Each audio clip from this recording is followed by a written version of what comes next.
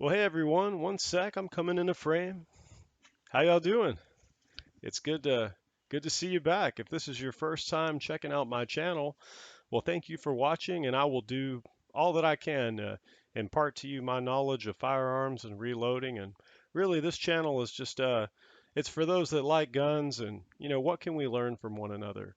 And today, you guys, I have my reloading uh, table and my presses here, and I got dyes and powder. Here, take a look at this. There's just stuff all over the place. And this is just a little bit of stuff that I grabbed.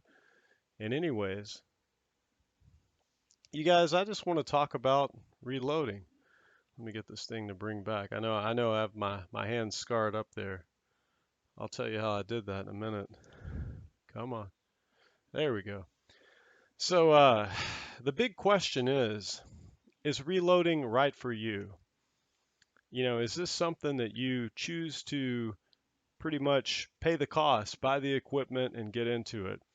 Because even today, you guys, in 2022, reloading is still effective. Generally, you're going to spend half the amount on ammunition once you pretty much put down the initial investment to get the equipment to do it. So, depending on how much you shoot, this could pay itself off in 2 months, 6 months, somewhere around there probably. If you're going to the range more than once a month, I would argue this is worth your while. If you're going to the range 4 or 5 times a year, this isn't for you. That's just how I would lay it all out. And then when you go to the range, how much do you shoot? Uh, these are just things you have to answer. And I'm of the opinion, well, myself, when I go to the range, I don't shoot a whole lot. I might shoot 75 rounds of pistol and maybe 30 rounds of rifle. That's probably my typical run.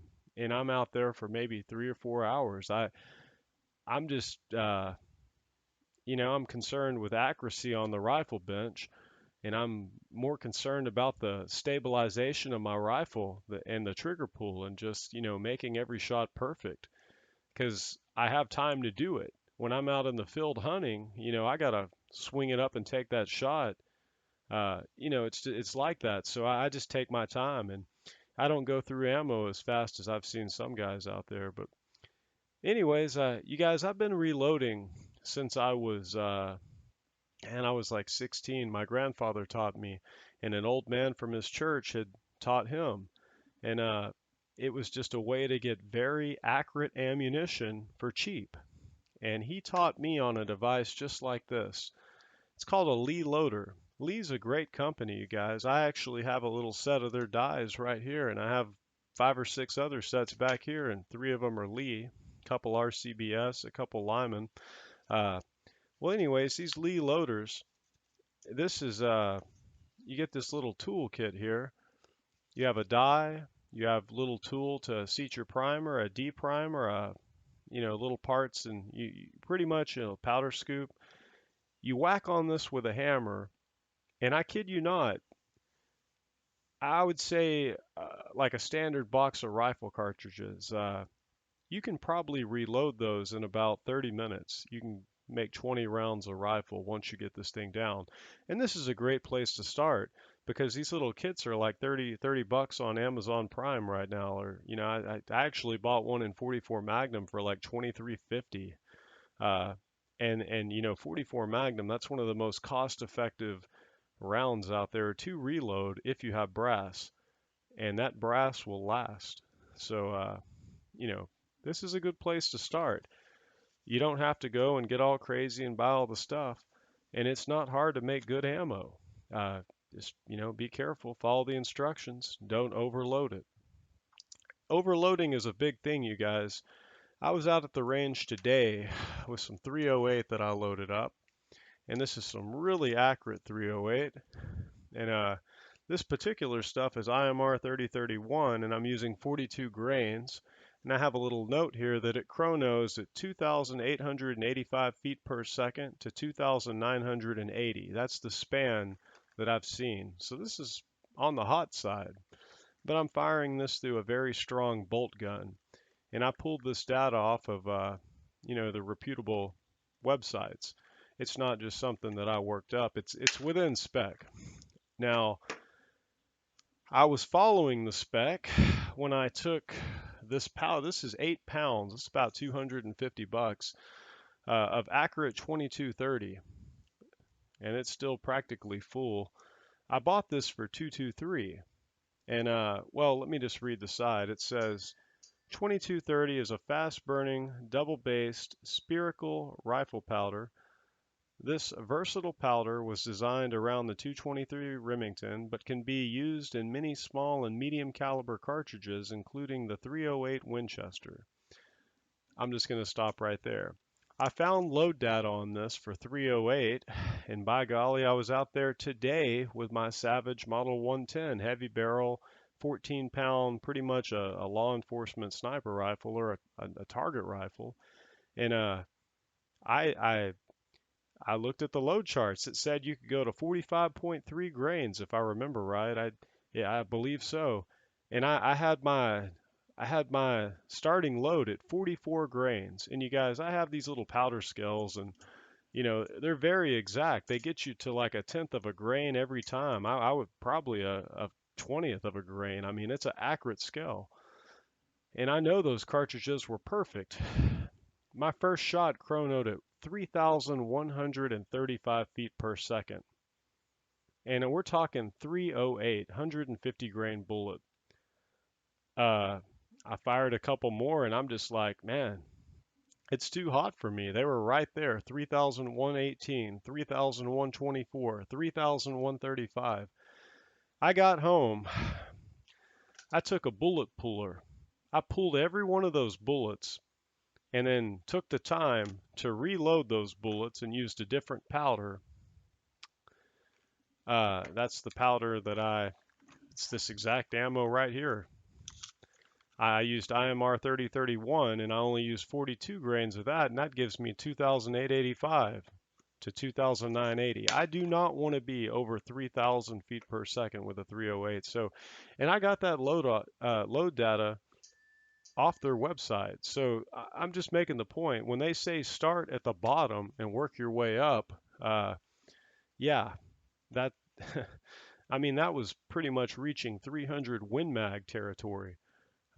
So you definitely want to work your way up when you load. Don't start at the top. Work your way up. At least go to the start at the bottom, jump to the middle, then jump to the top. Don't just jump to the top right away. That's something that I've learned through experience. I mean, it's not always what it says. Uh, but that same powder in caliber 223 works great. I mean, I've this stuff here chronos at 3,230 feet per second with a 55 grain bullet. Here's 150 rounds in this little tin, and it's a very good load. Very, it's a kind of a ball powder, real fine powder, spherical type, yeah.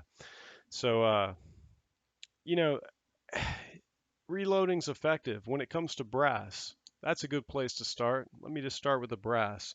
I'm just telling you what happened to me today, and I've been sitting here fooling with this bullet puller, and 223 is it's a cost-effective round. You can get bullets for cheap. These are Magtech brand in the 5.56, 223. You know, same thing. 5.56, just same case. Everything's kind of the same, but it's a different chamber pressure. It's almost around 10,000 psi more. So I don't want to get into that debate, but you should fire 5.56 out of a 5.56 chamber, and you don't want to be firing 5.56 out of a 223 chamber. You're just running a risk you don't need to run. Probably a very small risk, but eventually you could have a problem. But so when you're out at the range, the first thing to do is to get brass. Now I got targets here to show you guys in a minute of some of that 308. I mean, it was putting out really good groups for me, and this was just the first day testing. I'm under an inch, so here's brass for you. So what do, right? You find your brass. In this case, I picked this stuff up off the ground. It literally was covered in dirt, sand, you know. I get it off the ground. I just go to a range where they say pick up your brass. I walked around and picked up every piece of brass I could, you know, because they have a problem with just people leaving their brass on the ground and they don't like that. So I have no problem with picking it up. So what do? You don't just pick it up and reload it right away. Well, you got options. You can tumble it. I have a rock tumbler here with dual drum, and that's one way to clean it up. You can get rice or corn cob or pecan shell or some kind of, tumble medium, and you can tumble it for a few hours. You know what I did with this right here, this big box of it? It's pretty deep. I bet there's about 600 in here, maybe 8. I threw it in the dishwasher, you guys. I'm not kidding. The dishwasher does a fine job at cleaning brass. And then after it, they're going to fall all into the bottom. You want to check the drain on that dishwasher and make sure it can't go down the drain. And if it's not, you can throw it in there, throw in a thing, a Cascade or whatever, and let it wash. And then once it's done washing it, throw it in the oven on an oven tray after you dry it with a towel, and then give it 30 minutes on 250 degrees. Don't I wouldn't put it any hotter than that. We're not trying to, heat the brass here, but let it completely dry. And then you're in the condition that I am right now. And it doesn't have to look perfect. It just has to be clean. Uh, and it doesn't have to be that clean. If you polish it or tumble it, that, and you can even tumble it in rice. Believe it or not, rice works pretty good if you just want a cheap medium to tumble in. But really, aesthetics aren't going to affect your accuracy too much. It's your powder load, your primer, and how consistent you are.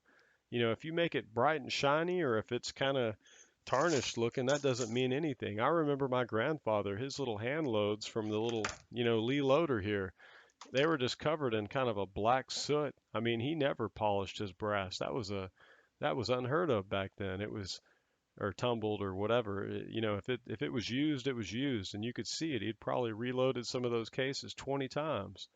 And I don't even think he ever case trimmed. That's just which isn't good, but I'm just making the point. He might have. I don't know. Uh, so you get your brass, you clean it one way or another. You can take a little bristle brush too. You can go in each one. Sometimes I'll take a 22 or a 30 caliber cleaning rod and do that. And then you're pretty much ready to go. If you can find your brass, it's not too expensive to buy brass like this, but the whole point of reloading, you're trying to save money anywhere you can. So that's the first step, something to consider. Uh, Now that brass, you don't just screw your die in. You have these die sets here. In this case, this is the Lee uh, really great buy, and this particular die right here is going to be in the 223, which is the next die that I'm going to use. So this right here it's a 2 die set. This seats the bullet. And then this first die, it deprimes and sizes the neck. And pretty much these things, they screw all the way down until they hit the little set nut that they have on here. Just like that. And then I left a middle space because the powder measure that you guys are viewing from, which looks just like this, it's funny, it's gripping the bottom of the cap, but that's a RCBS powder scoop. That powder scoop is actually, one sec, that I'm actually going to screw that into this third position right here. So it's going to be real simple. I'm just going to take a piece of brass. This is a turret press, so I can rotate my turret. And then I'd push it up right here. I'd resize it, pop the old primer. Then I'd take my hand, spin it, come up, throw some powder. Then on the way down, I'd seat the primer. Actually, I'd seat the primer in the first stage. I would go up, decap, size the neck, and then I'd come down and it actually seats a new primer right here. Then I'd come to the powder, throw my powder. Then I come to stage 3, I grab a little bullet out of this tray. I got a little tray right here. I'd grab my bullet out of this tray and then I'd just set it on top and come right back up. There you go. I tell you what, in 60 minutes I could easily make probably 80 rounds, maybe 100. And that little powder throw gets typically with a fine ball powder like this Accurate right here. I mean, I'm typically getting within oh, it's pretty much dead on. I mean, maybe 2/10 of a grain left or right. I mean, but it's close. Uh, it's pretty close.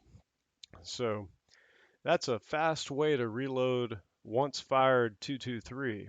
You don't really need to case trim. If they're damaged, you just throw them. Pick up some more. But so there's one way to do it. You can order brass, and generally, I'd say around it's probably going to cost you $150 for about 1,700 spent casings, once fired brass. So use AmmoSeek.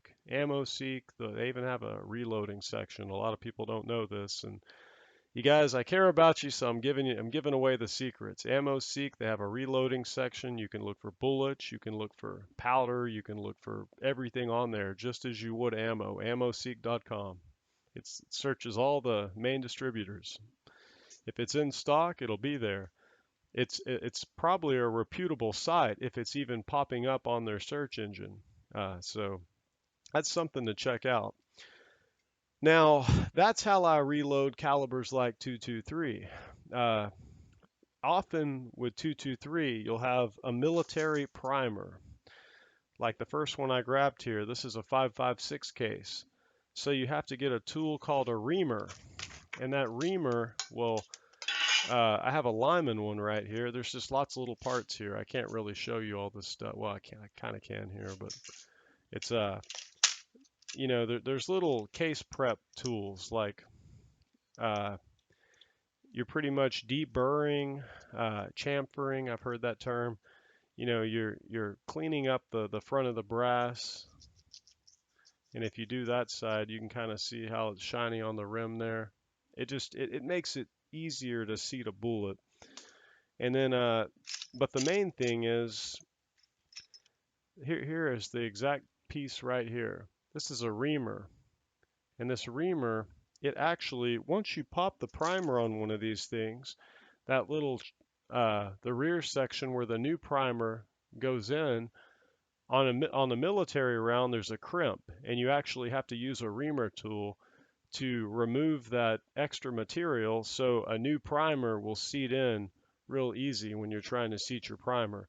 And you guys, this is just the way this old Lyman Spartan, this is like a 1960s. These are awesome. They're very well made. They work great. Even the shell heads or holders, the new stuff today works in these old cast iron presses just fine, and you can still find these on eBay today for like 120 bucks. So very, very good little presses here, and they last forever. That's why I have two of them here, and I use my single stage one more for the rifle. You might not be able to see that one. It's just a single, while this has 6 and rotates. Because sometimes on like a 270 or like a 30-06, you're pushing hard. But before you size that case, you guys, you got to lube your brass. You don't want to get a case stuck in your die. And thanks to YouTube, actually, there's a man on there that gave me this recipe for case lube. And you use ISO heat. You pour that in your gas tank, and then you use castor oil. And that, you mix it maybe like, for a bottle of that ISO heat's like $2.90, and it probably filled it up to around here. And then when I first got it, and then I poured in like probably 1/3 of this bottle. So I'm guessing I was doing like, 9 parts isopropyl alcohol. That's pretty much what ISO heat is. It's like 99% isopropyl alcohol or somewhere 97, somewhere close. The rest of the stuff in there is just like it rids water and it's like a rust anti. It has good stuff in it. It's not. Now you wouldn't want to get this directly onto your primer, but just for going over the outside of the brass with a towel or something, this is really good. I like to spray a towel with this, and when I'm sizing my brass, I'll just leave the towel there, and I'll just kind of wipe the outside of each case. Or you can put it in a plastic bag and shake up the plastic bag, and you can just coat them all like that, and then you could just pour them in your tray. So, there's different ways to do it, but I found that castor oil, you can get this at Walmart.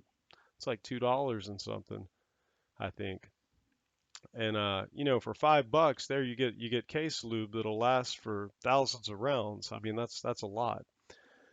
So, or you could buy the Lee case lube, or there's different ways to do it, but case lube's important because if you go in with no lube in this thing and you get a case stuck in there, it'll tear the extractor neck. You'll hear this awful noise and you'll tear and when that happens, sometimes you can unscrew the top and take a rod and tap it out, or there's different ways to get that out of there, but it's a mess. And you'll probably be searching YouTube trying to figure that out. So, you want to use a good case lube. Now, I don't want to overwhelm you guys. This isn't that hard to do. I made this box right here,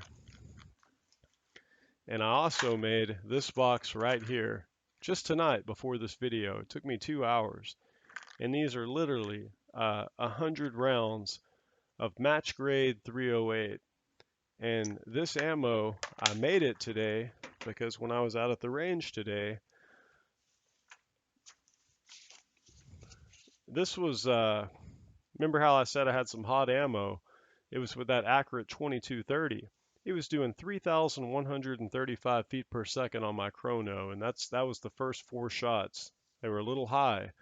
Now, these 3 groups are from the same ammo type, and you guys, I shot the middle one fast. I took my time on these 2.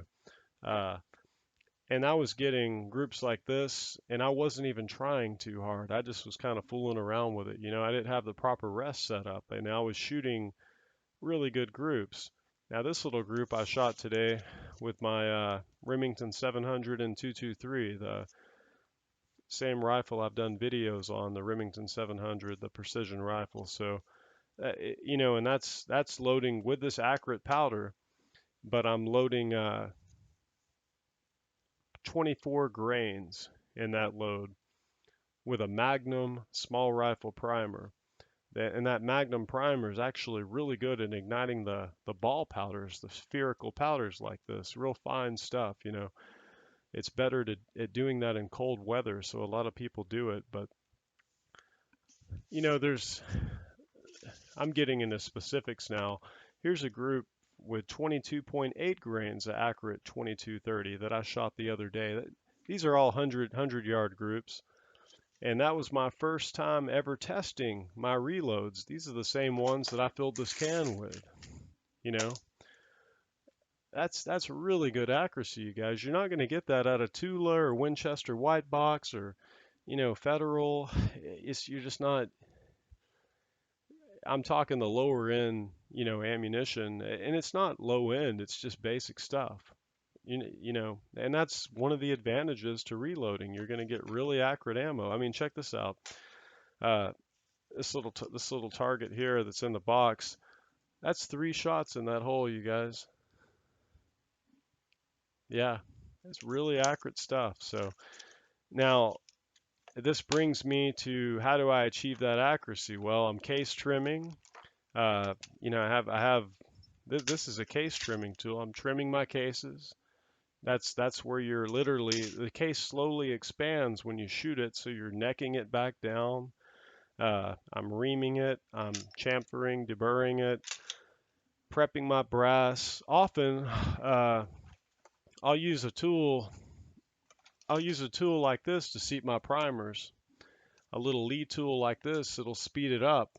And when I'm loading rifle, you guys, what I'll do is I'll work with these loading trays. And I'll have all my cartridges pretty much, right there. These hold 50 rifle cartridges. They hold all types of calibers. But then you can just kind of keep track of each one and go across them, and then you can take a flashlight after you've done your powder and you can make sure you don't get a squib. You go over every cartridge, it looks right, symmetry, you know, and that's just it's a good way to do it. It'll keep you safe. These little tools are great.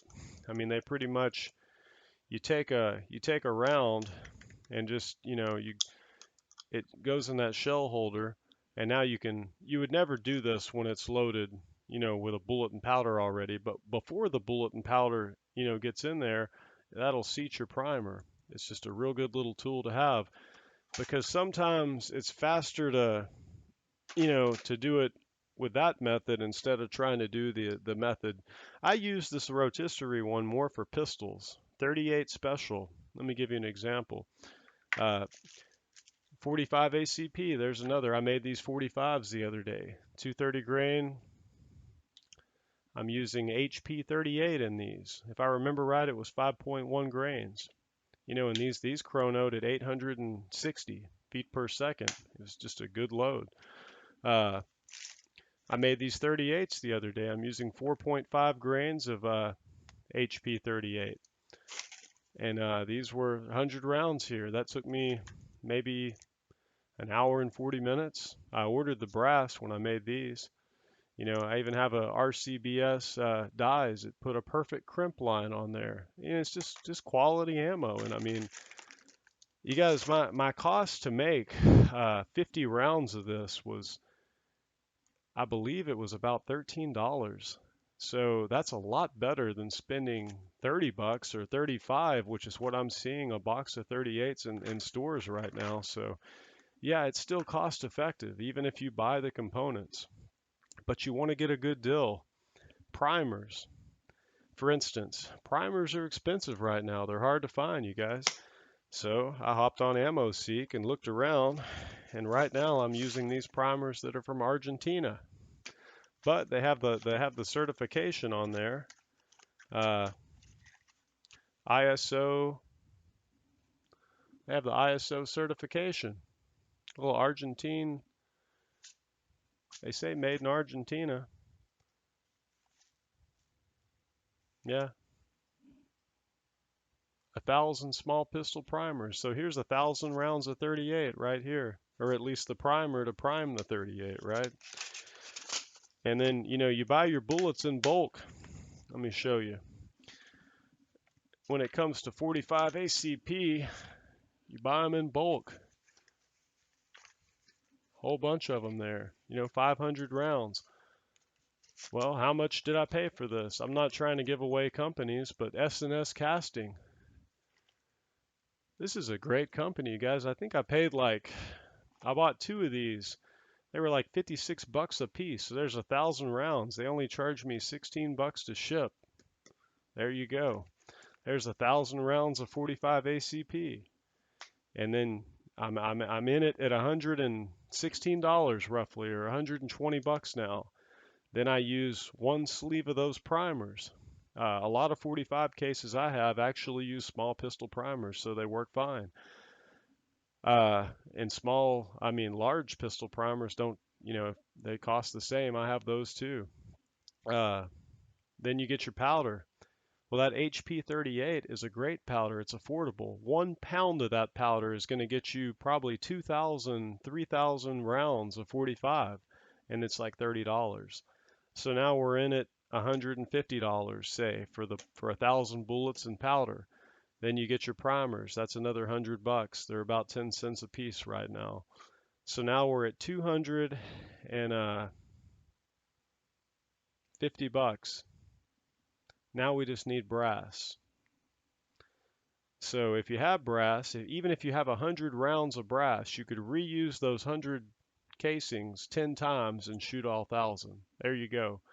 So your total cost for 1,000 rounds of 45 could be 250 bucks. You're picking up your brass, you're reusing it, but who cares? You see my point? It's cost effective if you know what you're doing. So you guys, this video is probably going way too long. I think I'm going to end part 1 now. I think the next time I get into this, you guys, I'm going to be going over more equipment, powder tricklers, yeah, using the scale, I'll actually have some loads going up that day, and I just, but it's definitely like here's some 270s I made that I shot today. Check this out. I'm using 50 grains of IMR 4895, and these are it's a 90 grain 270 bullet, you guys. 90 grains. They're little 90 grain bullet. I just threw them in this bag because I was testing this load. This is something easy to do. I was getting 3,560 feet per second out of these, and I was in spec. It's a 90 grain 270. That would be a outstanding, headshot deer round or a varmint round. You know, I mean, you could headshot a deer at 200 yards with that no problem. The drop is just not really there. It just depends on how you hunt, what you want to do, but reloading gives you so much versatility. So, you guys, this is a Christian channel. I'm going to go ahead and call it right there right now. Uh, I have a scripture that I want to share today, though, because that's just what I do, you guys, and I hope this blesses somebody out there. This is kind of typically myself when I get into a project, I really go after it. Uh, we're in the book of Ecclesiastes here, chapter 9, verse 10. Whatever your hand finds to do, do it with all your might, for there is no activity or planning or knowledge or wisdom in Sheol where you are going. I again saw under the sun that the race is not to the swift, and the battle is not to the warriors, and neither is bread to the wise, nor wealth to the discerning, nor favor of men of ability, for time and chance overtake them all. Moreover, man does not know his time, like fish caught in a treacherous net, and birds trapped in a snare. The sons of men are ensnared at an evil time when it suddenly falls on them. Also this came Also I came to see as wisdom under the sun, and it impressed me. There was a small city with few men in it, and a great king came to it, and surrounded it, and constructed a large siege work against it. But there was found in it a poor wise man, and he delivered the city by his wisdom, yet no one remembered the poor man. So I said, Wisdom is better than strength, but the wisdom of the poor man is despised, and his words are not heard. The words of the wise, heard in quietness, are better than the shouting of a ruler among fools.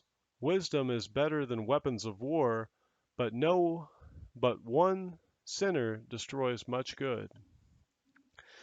Interesting section, you guys. Wisdom is better than weapons of war, but one sinner destroys much good. And in this section about this poor old man that delivered a city, but was not remembered for his wisdom. Uh, but where we start there, whatever your hand finds to do, do wholeheartedly. When I get into things like this, you guys, I'm going after precision. That's why I'm doing it. Because when I look, like here's some 223 that I loaded just to end here. This is same bullet. I have 50 in each bag. I'm using 24.8 grains, and I put to 25. So I was using just the powder throw when I made these. I wasn't measuring and weighing each charge like I would with the 308 I made today.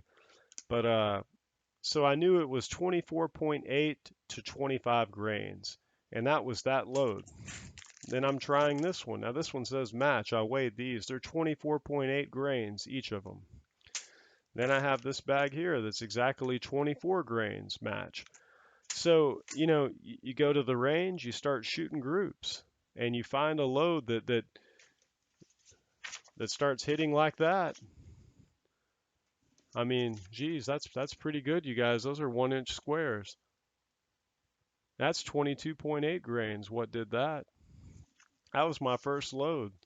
Often you'll find that too. A lower velocity load will give you better accuracy than some higher velocity loads, but it just depends. You You got to try it all. It's versatile.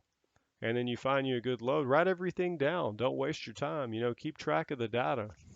That's something I have to remind myself. Often I just throw a load on a plastic bag and then take it out there. I'll have 15 plastic bags trying to figure out what shoots best. So, well, you guys, that's going to be it for me. This is just my part one in this. Should you get into reloading? It's something to think about, and you guys have a blessed day. Thank you for watching.